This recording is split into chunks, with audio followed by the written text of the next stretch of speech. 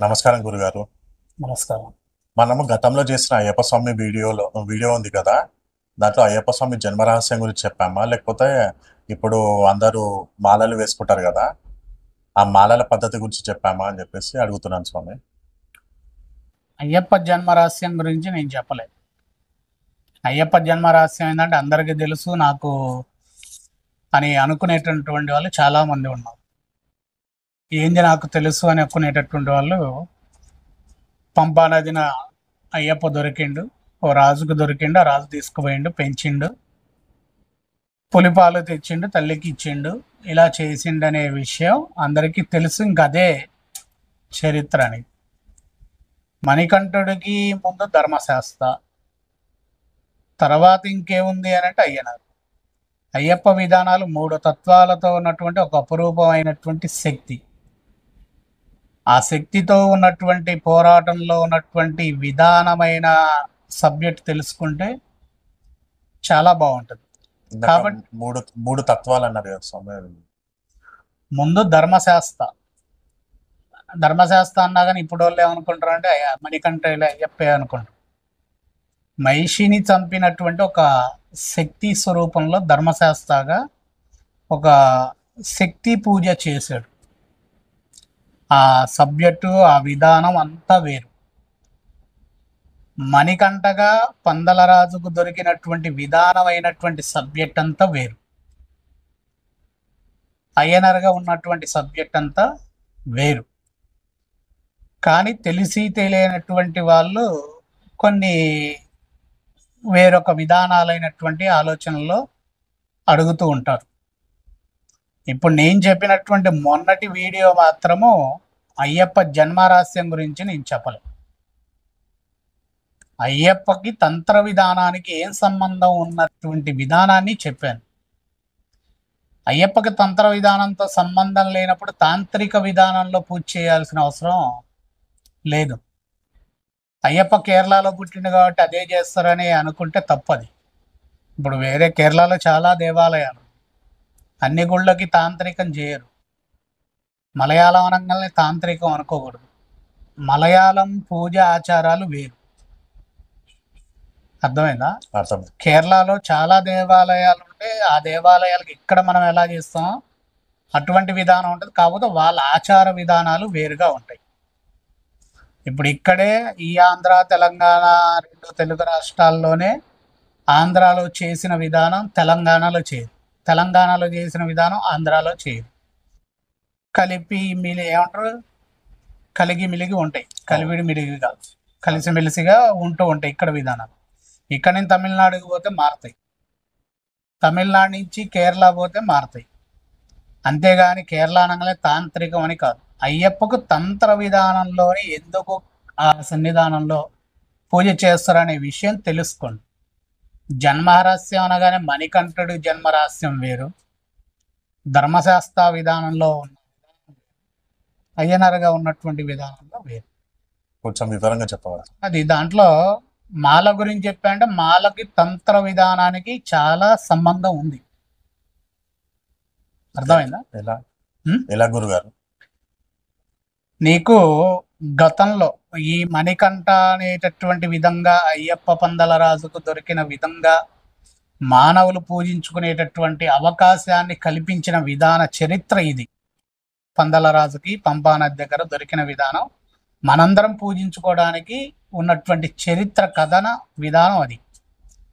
కానీ మాల అనేటటువంటిది గతములో ధర్మశాస్త్ర అనేటటువంటి మహిషి యొక్క విధానమైనటువంటి సంహారానికి ఒక శక్తి ఎలా అయితే కావాల్సి వచ్చిందో ఆ శక్తులని ఆరాధించినటువంటి తంత్ర గురువు ఎవరంటే అయ్యప్ప. దత్తాత్రేయుడు తంత్ర గురువు, తెలుసా? తెలుసు. ఆ దత్తాత్రేయ అంశలో వచ్చినటువంటి ఇంకొక గురువు ఎవరు అంటే అయ్యప్ప. అర్థమైందా? ఈ అయ్యప్పకి అక్కడ ధర్మశాస్త్రగా ఉన్నటువంటి సమయంలో ఆ ప్రాంతములో ఈ యొక్క 5 శక్తుల విధములైనటువంటి దేవత శ్రీ శక్తులని ఆరాధించింది. గత వీడియోలో కూడా చెప్పినాం, ఫస్ట్ పెట్టిన వీడియోలో. కాళీదేవి, అన్నపూర్ణాదేవి, లక్ష్మీదేవి, వారాహి, ప్రత్యంగర. వీళ్ళని తంత్ర ప్రక్రియలో ఏ విధంగా నేను ఈ దీక్ష తీసుకొని నిర్వహిస్తే ఒక శక్తి వస్తుంది, ఆ శక్తి మహిషి యొక్క సంహారం ఎలా చేస్తుంది అనేటటువంటి ఒక ఆవిర్భావానికి సంబంధించినటువంటి విధానానికి సంబంధించిన ప్రాసెస్ అంతా చేసినటువంటి వ్యక్తి అయ్యప్ప. మహిషి సంహారం అనగానే మణికంఠుడే చంపిండు అనుకోడు. ఇప్పుడు ఈ పందల రాజా చరిత్రలో మహిషి సంహారం ఎవరు చేశారు? అక్కడ జరగలేదు కదా స్వామి, జరగలేదు.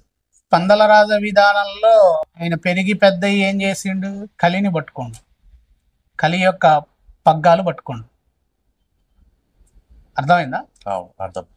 ఇప్పుడు నీకు ఉదాహరణగా నేను చెప్పడానికి కాదు, ఒక 2-3 సినిమాలు తీసుకున్నా కానీ దేవుళ్ళ సినిమాలో అయ్యప్ప చరిత్ర ఏముంది, మహిషిని చంపిండని చంపిందని వచ్చిందా?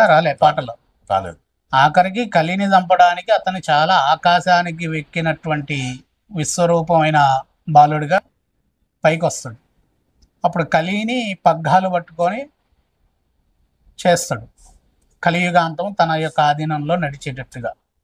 కలిని కూడా చంపలే, కలి సంహారం ఆయన కాదు, అయ్యప్ప తత్వంలో నుంచి వచ్చేటటువంటి తన తల్లి స్వరూపంలో ఉన్న మోహిని ఎవరైతే ఉందో, మోహిని అవతారం ఎవరు?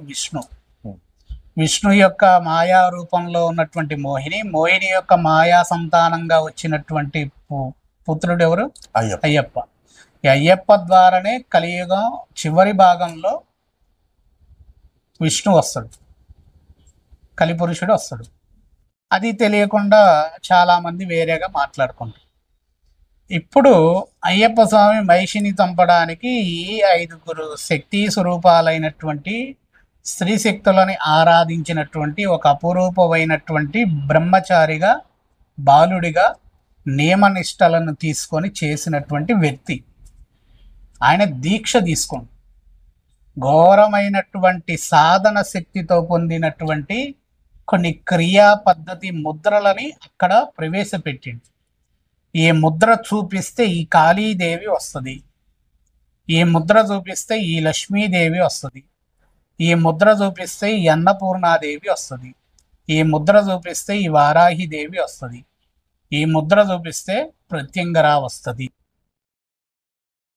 దీంట్లో ఇంకోటి కూడా చెప్తా. ప్రత్యంగర అనేటటువంటిది ఒక శక్తి, కృత్య అనేటటువంటిది. మనం గతంలో చెప్పుకున్న వీడియోల్లో దేవతలకు రాక్షసులకు ఎవరికైనా సమభాగంగా చూసేటటువంటి స్వార్థం లేనటువంటి శక్తి. మనకు బాగా అర్థం అవ్వాలంటే యమ ధర్మరాజు అనేది ఎందుకంటే ధర్మంగా ఉంటాడు, పాపాలు చేస్తే పాపాలని అమలు చేస్తాడు, పుణ్యాలు చేస్తే పుణ్యాలను అమలు చేసే విధంగా ఆయన ఉంటాడు, స్వార్థం లేనటువంటి వ్యక్తి.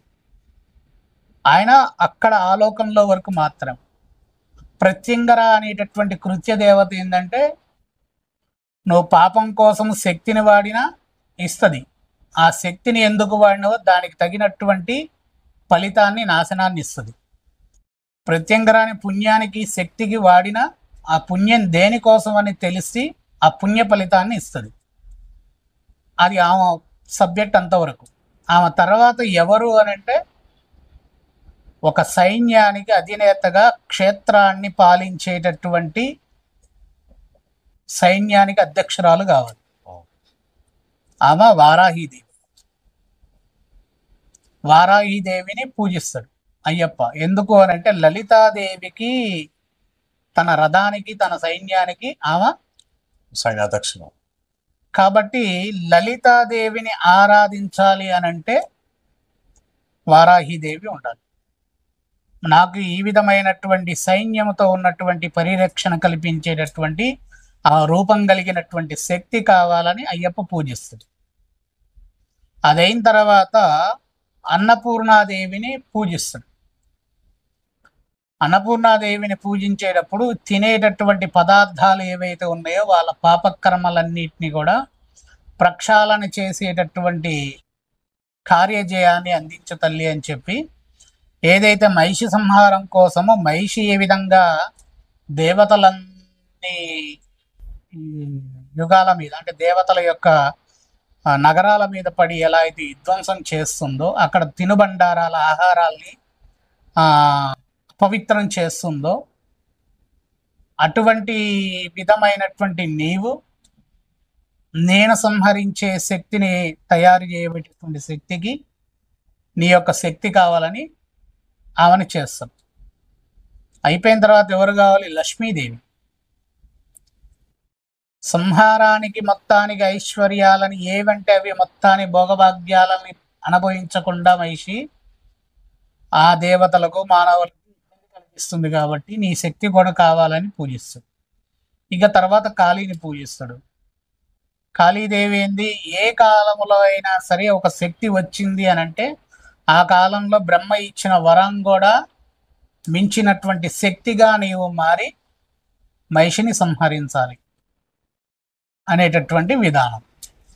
దానికోసం అయ్యప్ప ధర్మశాస్త్ర యమధర్మరాజు ఎలా అయితే ఉన్నాడో ధర్మాన్ని శాశ్వతంగా రక్షించేటటువంటి శాస్త్ర స్వరూపంగా మారినటువంటి విధానం.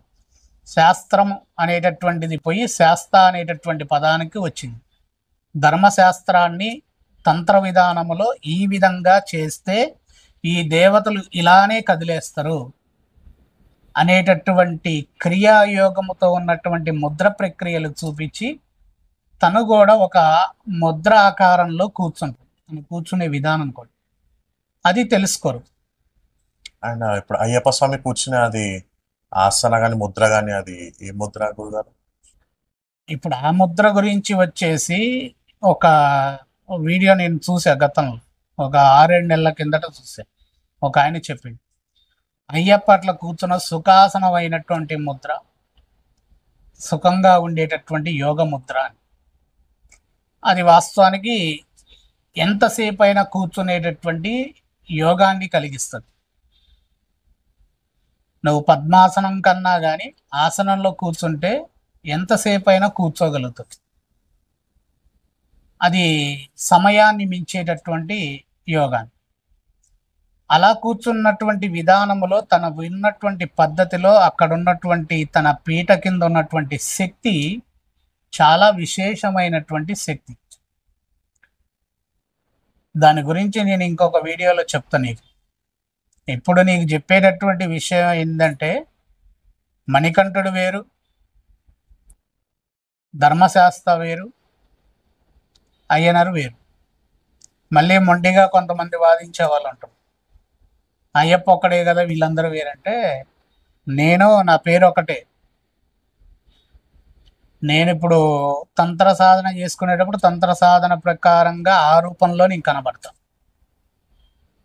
నార్మల్గా సత్యనారాయణ స్వామి వ్రతం నేను చేయించుకోవాలన్నా, నేను చేపియాలన్నా ఆ విధానమైనటువంటి పద్ధతిలో నేను కనబడతాను. అట్లనే ఏదన్నా దేవాలయానికి వెళ్ళాలి, దర్శనం చేసుకోవాలి, ఎవరినన్నా పలకరించాలని పోయినప్పుడైనా ఆ రూపం వేరు. అన్నిటికీ అదే రూపాన్ని వాడితే కాదది. కాబట్టి నేను చెప్పింది అయితే జన్మరహస్యం గురించి చెప్పలేదు. అయ్యప్ప జన్మరహస్యం చెప్పడానికి 3 విధానాలైన పద్ధతి ఉంది. దాంట్లో ఏ విధాన పద్ధతి చెప్పినా ఎవరికి నచ్చదు. అయ్యప్ప పంబా నది దగ్గర దొరికిందంటేనే నచ్చింది. మాకు అదే నమ్మకం, మేము బుక్కుల్లో చదివాం కాబట్టి.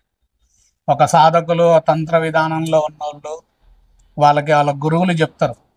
ఫస్ట్ ఏం చెప్తారంటే తంత్ర విధానం ఎలా వచ్చింది, మనం శ్రీశక్తి ఆరాధనలో ఉన్నాం, మన శ్రీశక్తిని ఎవరు ఆరాధించారు ఏంటనేది చెప్తారు.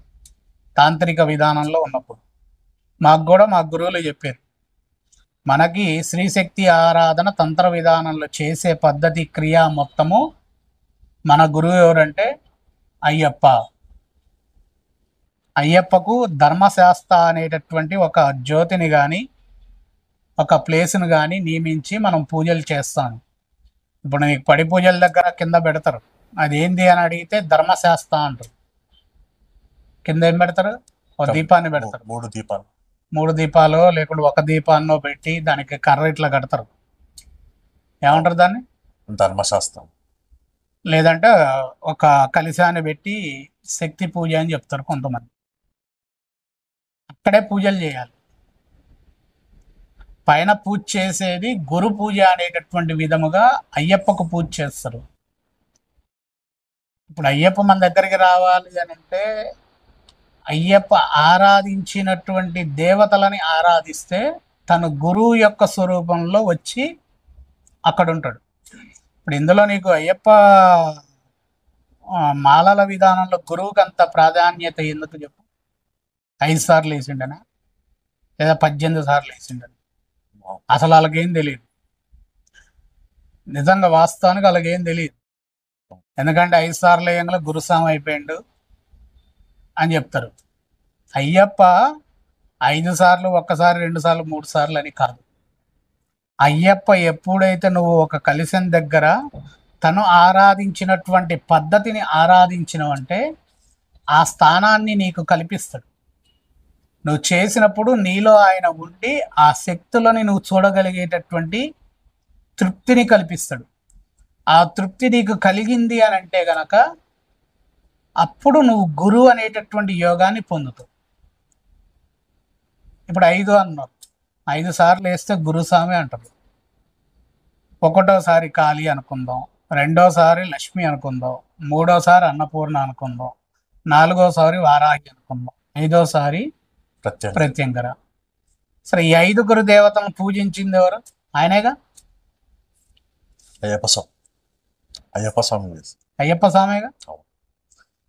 మరి గురువు అన్నవాడి నువ్వు పూజించాల్సింది ఎవరిని? ఆ శక్తులని పూజించాలి, అమ్మలని పూజించాలి.